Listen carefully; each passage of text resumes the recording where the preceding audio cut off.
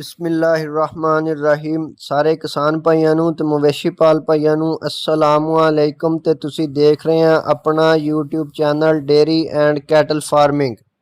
अज मैं अपने किसान भाइयों लई एक नवी वीडियो लैके आया वां जिहदे विच असी जानवरां दे अंदर दुध वधाउण दे बारे च मालूमात देवांगे। असी अपने जानवरां दा देसी तरीके दे नाल किस तरह दुध वधा सकदे ने ते ओह देसी तरीके असी तुहाडे नाल सामने स्क्रीन ते लिख के भी शेयर करांगे ताकि साडे किसान भाइयों नूं रहनुमाई हो सके, साडे किसान भाई अपने गावां या मੱਝਾਂ दा दुध वधा सकण।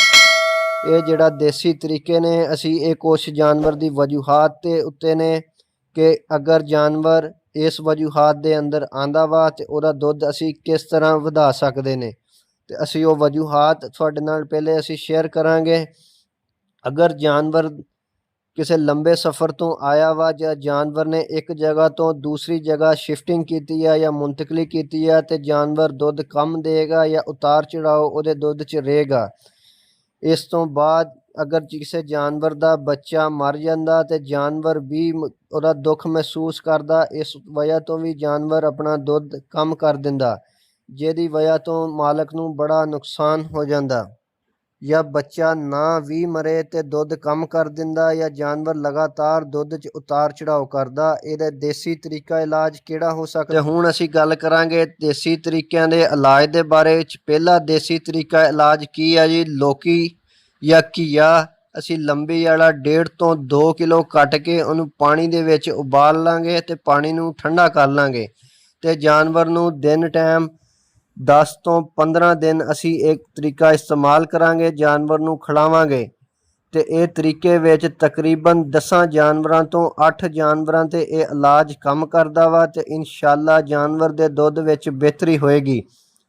ते दूसरा देसी तरीका इलाज, ये तरीका इलाज जिहड़ा वैसे तो जानवर नूं उहदे वजन के हिसाब नाल देना चाहिए, मगर एक नॉर्मल जानवर की खुराक सानूं 150 ग्राम तो शुरू करके 200 ग्राम तक ले जानी चाहिए है। इहदे विच असीं किहड़ियां चीज़ां इस्तेमाल करांगे, जिहड़ियां चीज़ां दा असीं नाम लवांगे ते सामने स्क्रीन ते आ रहीआं ने, इहदे विच असीं इन्हां दी बराबर मकदार लैके एक मखसूस ही मकदार बना लवांगे खुराक दी। इहदे विच पहले नंबर ते आ जांदा सफ़ेद ज़ीरा, दूसरे ते कलवंजी, तीसरे ते सौंफ, चौथे ते सतावरी पाउडर ते पंजवें नंबर ते आ जांदी है शक्कर। ते अद्धा किलो असीं चावल लवांगे रोज़ाना की बुनियाद ते। इस तो पहलां जिहड़े असीं 5 चीज़ां दा अजजा दे नाम ले आ, इन्हां नूं अच्छी तरह मिक्स कर लवांगे। असी चावल जिहड़े असी लवांगे अद्धा किलो, असी उन्हां चावलों नूं उबाल लांगे। जो मुकम्मल तौर ते चावल उबल जाणगे उन्हां दा पानी कढ लवांगे ते इन्हां नूं असी 5 अज़ा जिहड़े मिक्स कीते होणगे इन्हां नूं किसी अखबार च या वैसे ही असी अपने जानवर नूं 10 दिन तक खिलावांगे ते इंशाअल्लाह जानवर दुध जल्द बढ़ा देगा। ये सी साडी अज दी वीडियो, जिहड़ी कुछ वजूहात ते जानवर दे दुध दे विच उतार चढ़ाव आंदा वा। अगर भाइयों नूं साडी वीडियो अच्छी लगी होवे तो साडी वीडियो नूं लाइक करियो, साडे चैनल नूं सबसक्राइब करके कमेंट विच लाजमी दस्सियो। शुक्रिया।